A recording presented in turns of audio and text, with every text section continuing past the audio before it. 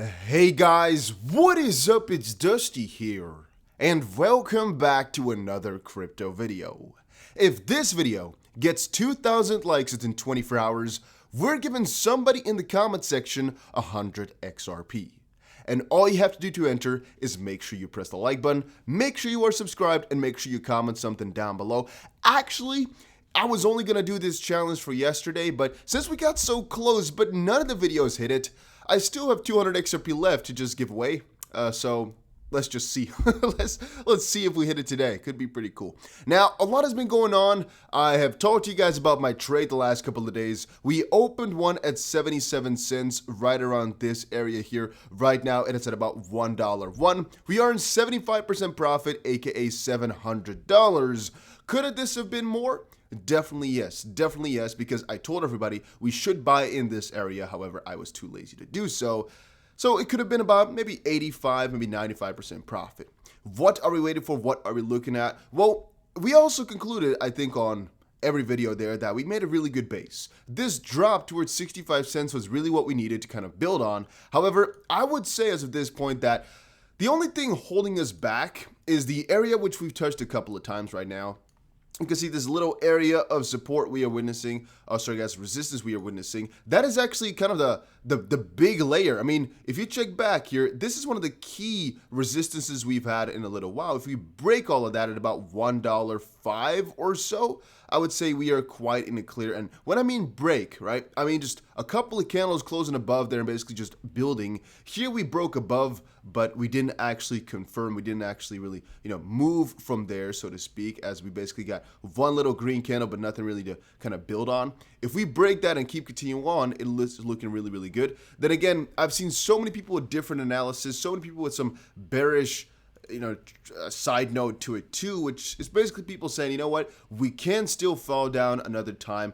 The last leg might have not been here, mostly on the basis that, well, even though XRP is being praised like crazy right now, which I'll talk to you guys about in another video later today, there's also so much FUD, so ridiculously much. And it's not only XRP that I'm talking about here. There's just so much crypto FUD, mostly based upon fear, that I'm still not going to exclude another run down, all right? I'm still excited for the upside. I'm still waiting, and I'm still hoping, we're still expecting the upside, but just be aware, all right? And I told you all, I still have a little bit of tether left for what if, the what if scenario this time around.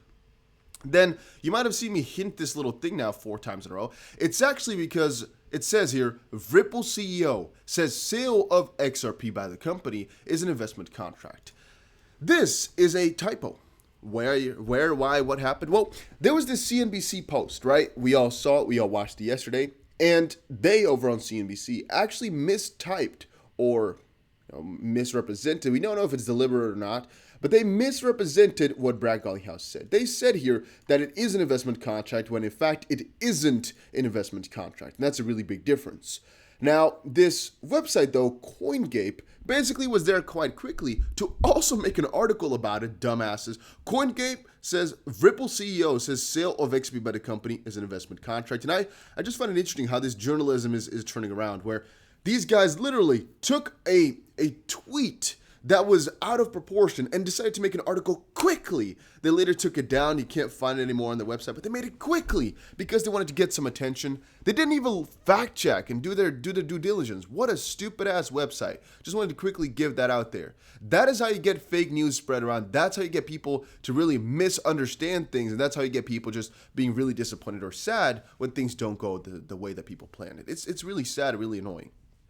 Now, Ripple is very likely to go public after the SEC case, says the CEO.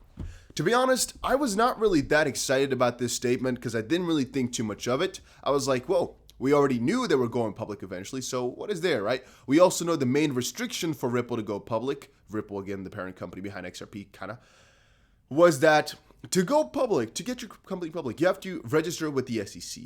And since Ripple and the SEC are in a little bit of a legal quarrel right now, it wasn't really possible. But then I thought about it a little bit more. I thought about it a little bit more because almost any major website right now is talking about this, is posting this, and think about it from this perspective. Ripple, once more confirming they're going public after this entire case, shows us 2 things. 1, Ripple will never go away regardless of what happens in the case. But 2 is they also, most likely, see it as if a victory is going to come. If a loss would result in Ripple losing bad, and if Ripple saw that as a big possibility, they would most likely not put it up like that. They wouldn't say, yeah, we're very likely going to go for an IPO after this SEC case. Because if you lose a lawsuit, you're definitely not going to go for an IPO instantly. That would be one of the dumbest decisions ever, because your stock wouldn't really go for much. People wouldn't be too interested because, well, you just lost a battle with the US SEC. So Ripple saying that once they fix this, they're going to get an IPO going, and even Yoshitaka Kitao said they would have pretty soon. That's actually really bullish, and it only is starting to kick in now that's something which might happen really shortly, right? Really shortly is getting relative. I mean, what is short? A lot of people are estimating that this could end at about September or so, this whole lawsuit ordeal. To be honest, guys, it's already been half a year since everything has been going on. Time flies when you're having fun. Too bad I'm not having fun. Now, Ripple's likelihood to go public in the near future is very high at this point. CEO Brad Garlinghouse has stated during an ongoing consensus conference. The CEO, however, conceded that it has to put the SEC case behind it before public listing, while also admitting that the MoneyGram deal collapse was a major blow to the firm. It's annoying. It's definitely annoying, the MoneyGram ordeal. Then again, it doesn't really matter too much in the grand scheme of things. It's the SEC, though, that took it all out. You might actually contribute some of Ripple's stagnating growth, even though it's actually not stagnating in real numbers. But I mean, getting rid of MoneyGram is a really annoying part, I think. Two, only the SEC's curiosity. And the SEC's curiosity in this sense means they're trying something. The SEC also does not know if they can win or not. The SEC also does not know exactly what they want to win on. They don't know, literally. They've said that before. They don't know exactly what they want to get out of this. They just try. They just want to try. They think maybe in some way, shape, or form they can make Ripple lose. They started this lawsuit really strong. They started just saying, hey, we think you're running an investment contract type of scheme. But as time moved on here, we've seen so much evidence from Ripple that they can't win. And the SEC has been kind of changing their tactic as time has moved on. They just kept on adding a little argument or a little new attack. They just try their best, but there's nothing really valid in their statements anymore. Then, can cryptocurrency survive regulators? Here's what Ripple CEO says about XRP's future. Now, this article on its own, I actually think is really important. First of all, it's coming from Cnbc, which, of course, yesterday misrepresented Ripple. Some people called it elaborate or deliberate. Some people said it was just an honest mistake. I mean, it's a really key mistake, though, saying that they're running an investment contract or not. It's an interesting quote to have wrong. It's one of the most important quotes that you cannot have wrong. And I can definitely understand if you think they're spreading misinformation by literally doing it the opposite way. They literally stated that the CEO said they are selling securities. And now, a little bit later, they reversed it, but still, I can get where that would be really annoying. Now, can crypto regulations actually kill crypto? That's basically the question. I would say no. Charles Hoskinson, the founder of Cardano Ethereum/Ethereum Classic, has also commented on that, and I believe almost any big head in the space has commented on it by now, saying, well, you know what? Regulations could be really annoying. And depending on how you lobby for them or what type of regulations are going to come in, it might destroy crypto for this short term. However, crypto will survive and crypto will thrive from it. I have another article and another little thread coming up in a daily video talking about the Hong Kong regulations, because in the end, guys, most regulations that are being done are to actually build crypto up higher. And even though Bitcoin is not designed to work with the traditional system, the way they're scaping it or landscaping it with the regulations here, it might actually fit in quite properly. And it's also maybe because they know, the banks and the big guys know, you can't ignore it, you can't regulate it to shreds because people will only get more weary of it and of you and more adaptive of it. It's going to be fixed, guys. It's just a matter of time. Now, regulations, I would say, as CNBC has also stated, that Ripple is one of the pioneers in this field. And literally what was going to happen to Ripple is going to decide what's going to happen to the rest of the crypto space.